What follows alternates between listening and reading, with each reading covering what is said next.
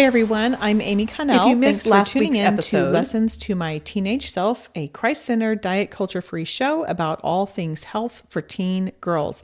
This is the shortcut you need to thrive in your physical, mental, and spiritual health. As a personal trainer and nutrition coach, I'm passionate about empowering you to find your best version of health. Each week, we dig into one topic that I wish I'd known as a teen. This is the second in and we'll just call it a two-part series or a two-part question of what should I eat before a workout, which is what I talked about last week. And today I'm going to talk about what to eat after a workout. If you missed last week's episode, I encourage you to go back and listen in. I gave a high-level overview of the 3 essential macronutrients that all food is. Those are carbohydrates, proteins, and fat. We need all 3 of them to thrive, and all 3 have a place and a purpose in what we eat. Okay, let's say you have just finished about an hour-long game. That can be anything. That can be soccer, volleyball, basketball. Typically, your running events don't last that long. Cross country, depending on, how far it is, it might be more like 20 minutes or less if you're really, really fast, but like 20 minutes to maybe 40 minutes. But often your practice will be longer than that. So let's just assume, just for the sake of argument, that we have just finished an hour workout, which, by the way, for whatever it's worth, my workouts are rarely an hour long. I typically average about 40 minutes because you can get a really good workout in 40 minutes. Trust me. But we are done with today's workout, and then what? What do we eat? One thing to be aware of is often when we exercise, this will decrease our ghrelin. Ghrelin is our hunger hormone.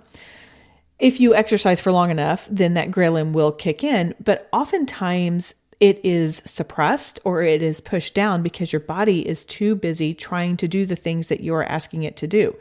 You may not feel hungry. However, I recommend that you do try to refuel your body and your muscles after you work out, especially if you have had a highly intense workout or any other kind of movement. Maybe you've just been swimming in the lake a lot with your friends for an hour and you get out, and probably if you're like me, you're famished because I don't know what it is about swimming that makes you so hungry. But if at all possible, I highly encourage you to eat. But what do you eat? We kind of want to go in reverse order from what we ate before a workout. After we are done exercising, you do want to consume some carbohydrates because, again, your body can uptake those pretty easily. If you have used all of the energy that is in your body, it needs to replenish itself. It's asking to be refilled. Just like when I fill up my car to go somewhere and my tank is empty, I refill it with gas and I refill it with fuel. That's what we're trying to do, and that's what we want to do. If you are an athlete or if you care about your performance, this is a critical component to your training. You've got to refill your tank. This is the time that we want to consume carbohydrates and a little bit of protein. This is going to be the same type of thing that I suggested about 2 hours before a workout. Those are going to be things like apples and peanut butter, or your turkey sandwich, or banana and peanut butter, maybe a peanut butter and jelly sandwich. I know I'm talking a lot about peanut butter here, but it's just easy. Like peanut butter, unless you have a medical condition like you're allergic to it, peanut butter is a wonderful, easy fueling source that I lean into a lot. And maybe it's not peanuts, maybe it's almonds or something like that. This is also a time that you can add in a little bit of dietary fat as well, because that way it will stick with you. What do all these do? Well, the carbohydrates are going to refuel your bloodstream and your muscles, because we store what's called glycogen in your blood, in your muscles, and in your liver. So I don't want you to worry so much about your liver. Your body's going to do what it needs to with that. But your body does store glycogen, or glucose-derived energy, which is basically derived from carbohydrates, in those areas. We have used them all in our exercising, and so we want to replenish them. The protein is there to rebuild the muscles, to kind of go in there and make sure that your muscles are taken care of. If you have used those muscles a lot and you anticipate being sore the next day, that protein is going to help rebuild your muscles. And then your dietary fat is there to help provide that satiety, because immediately after you work out, this is probably not news to you, but you're going to have a higher uptake of energy. Your body's going to use that because it's like, okay, we've just used all of this energy and now we need to put everything back together. And so it's going to very quickly pull that in. That's why sometimes you will hear people telling you that you should make sure that you are eating within 30 minutes of exercise. That's for you to decide if you need it. But if you have exercised intensely, I highly recommend that you do eat a little something, get a little something in your system.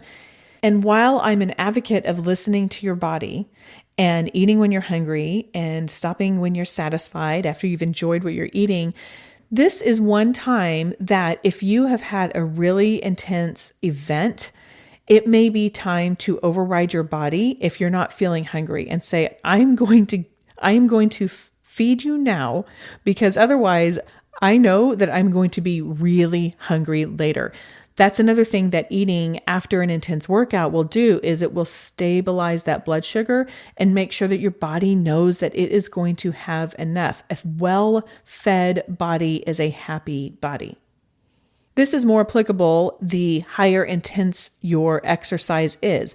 And we don't want all of our workouts to be super high intense, by the way. So if you've just been out for a stroll in the neighborhood and you've walked a couple miles, you may not necessarily need to use this.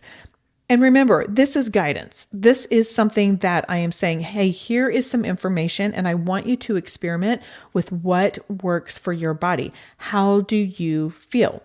I know personally, I work really well eating a nice meal after I am done that has some protein, has some carbohydrates, and has some dietary fat, because then I'm taking care of all of the different elements of my body. I am refueling my body with the carbohydrates. I am rebuilding the muscles with the protein, and I am satisfying and stabilizing my blood sugar with the dietary fat, and then the protein does that as well. Some people get really focused on protein right after they exercise. And yes, protein is a very good thing to have. However, I encourage you to make sure you are having plenty of carbohydrates as well. These are different nutrients with different purposes in our body, and we want a variety of all three of them. Even if you don't have a full meal planned right after working out, maybe you just have something small to get some energy back into your system, and then you can have a meal later. One of my sons played football, and I would pick him up at like 6:00 from football practice or something like that. And he was starving, understandably so. They worked really hard. Football season in Texas is hot.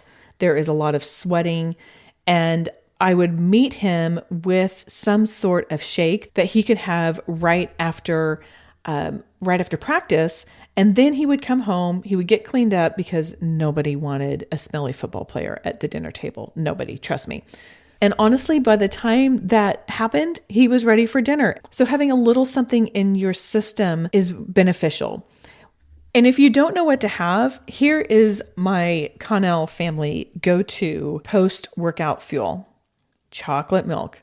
Chocolate milk has carbohydrates, it has protein, and it has dietary fat, and it's really good. We love the Promised Land around here, but you can get whatever works for you. But honestly, just some chocolate milk can do the trick, and it can get things going and refueling your system the way that we want to, so we can perform well. Another trick with chocolate milk is you can get the kind that lives on a shelf, not necessarily in the refrigerator. The good thing about that means that you can take it with you to school and then just have it right after, and it doesn't have to stay refrigerated. If you're like me, you probably prefer your dairy refrigerated, but it doesn't have to be. So that's another little trick that you can have, or you can keep it in a lunch pail with the cool pack if you need to. That's a very easily accessible way to get some carbohydrates, some proteins, and some fats. I hope this 2-part series was helpful in understanding what to eat before a workout and what to eat after a workout. Remember, fueling well will help you feel well after a workout and in your next one. Okay, that's all for today. Take today's lesson and go out there and live the life God has for you and your amazing original body. Thanks for tuning in today. Do you have a question you would like answered here on the Lessons to My Teenage Self podcast? If so, go to the show notes where you will see an anonymous form you can fill out, and that question may be answered here on the show. Also, if this show is valuable to you, could you do one of 2 things that are enormously valuable to me? Number 1, share it with a friend. Just take a screenshot, send it to her, or you can go to the show and send it straight from there. Also, if you can provide a rating and review, particularly if you listen to your podcast in Apple Podcasts. Thanks again, and see you next time.